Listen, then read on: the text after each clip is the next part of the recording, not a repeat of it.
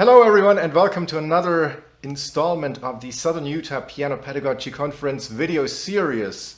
We'll be talking about voicing, and I'm glad that Brandon Lee is here to join us and offer his expertise.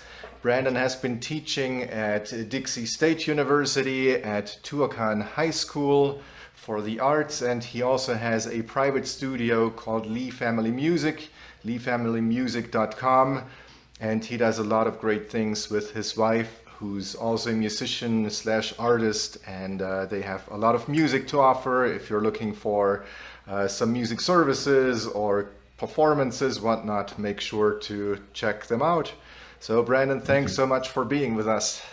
Of course, my pleasure. Glad to be back. Voicing is a topic that oftentimes seems to cause interest. What is voicing to you? Yeah, that's a very good question.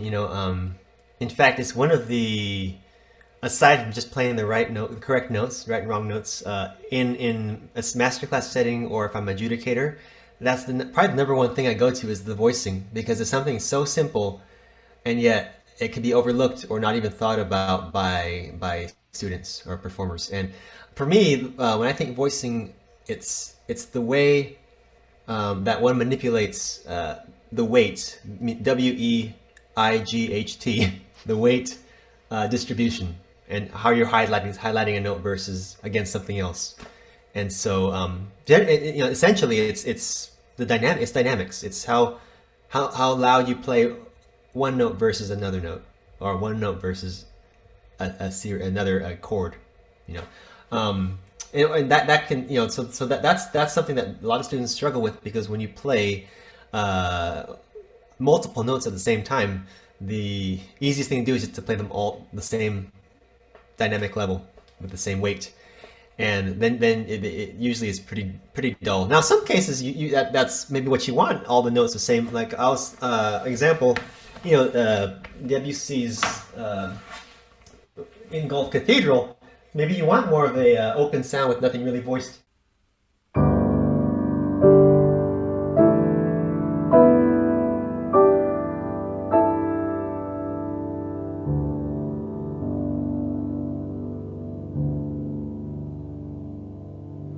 You may not want to have it, and I'm just, playing devil's advocate.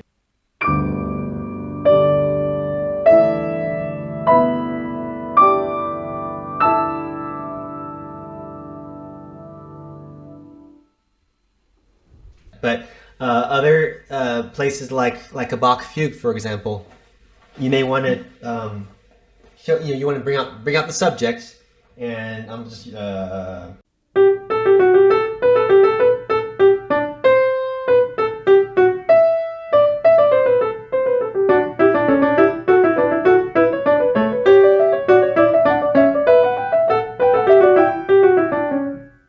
so you're just showing the hierarchy of voices, essentially.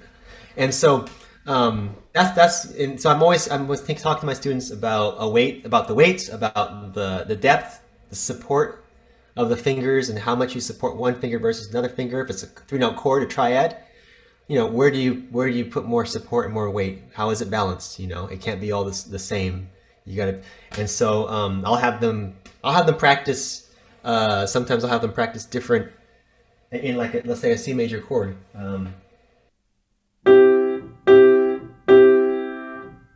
Show the middle note. Show more of the bass note. We'll do that kind of exercise, and if they're struggling with speed, playing something faster and voicing well, then we'll just slow it down and over accentuate.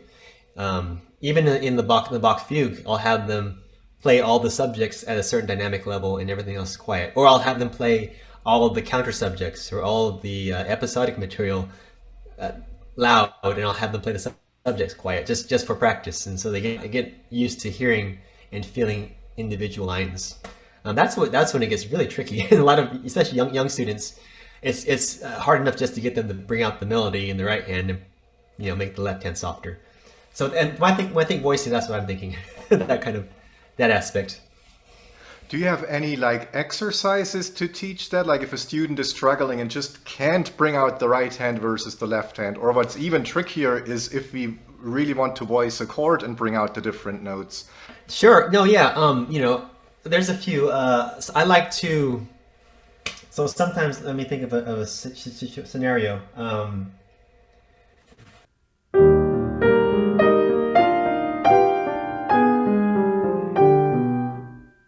And they're struggling with just bring out that top note. I'll just have them do the right hand, and I'll have them just maybe just play the octave.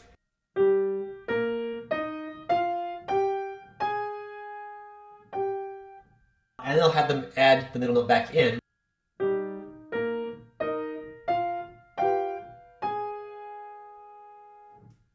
So that might help just isolating and just saying, okay, support one side more than the other, because essentially it's a key speed. Or I'd like to do practice where they actually hold notes down. So if they're going to do that same melody,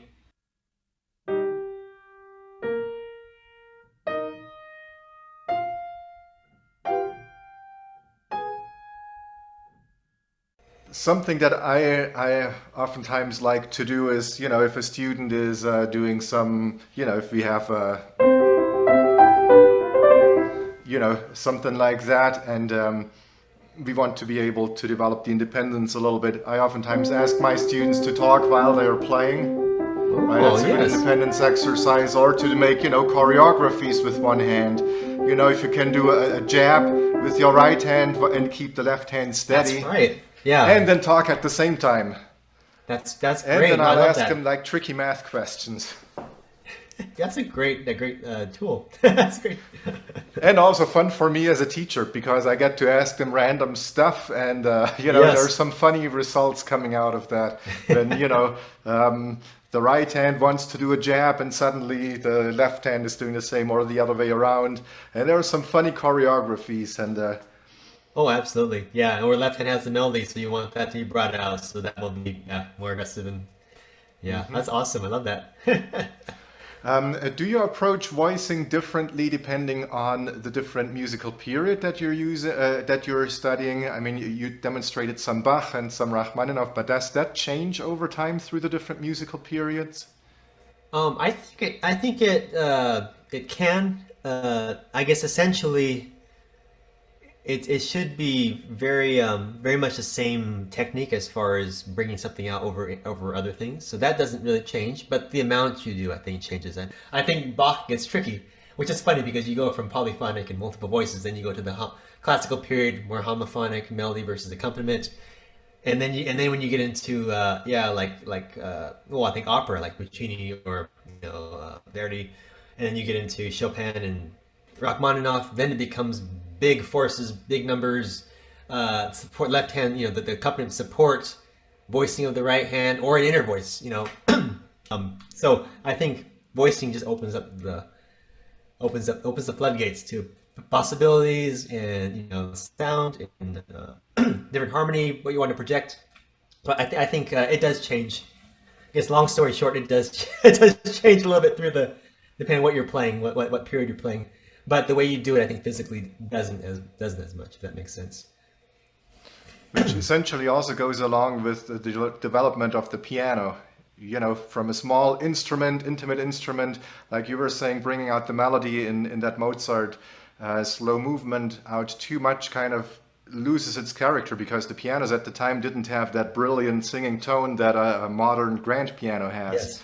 And then, of course, with Rachmaninoff or later on, that changes. And in addition to like a really brilliant treble, we also get this, the expansion on the bass side, and to have, 9-foot grand pianos with, long, really thick strings, exactly, fat strings where the bass just sits there. And then we have those huge textures where we also need to kind of guide the listener to certain inner voices. Right, and I'll tell you something right now that makes me think about something I wasn't planning on saying, but it has to do again with voicing. So some students will see, and this all the teachers can hopefully this will help you, but you see the marked piano, and so you automatically think, oh, both hands piano. Okay, but really, I like to think it's really either the left hand is pianissimo and the right hand stays piano, or maybe the left hand stays at the piano level, but the melody or whatever hand the melody is left to right hand, the melody is going to be mezzo piano or projected. So there's never going to be a blanket dynamic for this section. This section is not just going to be forte both hands. And I like to think the voices are actually, and I know Arthur Schnabel did this with his Beethoven sonatas in his editions. He'd write one voice fortissimo. And in one chord, even right, the top note would be, maybe fortissimo, and the next note now would be piano, and the third one would be mezzo forte in just one chord. So he was really thinking about voicing, but literally laying it out at different dynamic levels. So. Yeah, that's a good point. And I guess it all comes kind of down to making the music clear to the listener, or translating what the composer wanted to the listener. Yes, absolutely. Yes. That's it in a nutshell. Well, Brandon, thank you so much for all your expertise on this topic and the previous topics too of the other videos. My pleasure. Thank you. Again, the website leefamilymusic.com. Make sure to check them out, and you can probably feel free to reach out to Brandon personally too if you have any questions about any of those videos. So thank you so much for your time. Yes, my pleasure. Thank you, Christian. It's been so fun.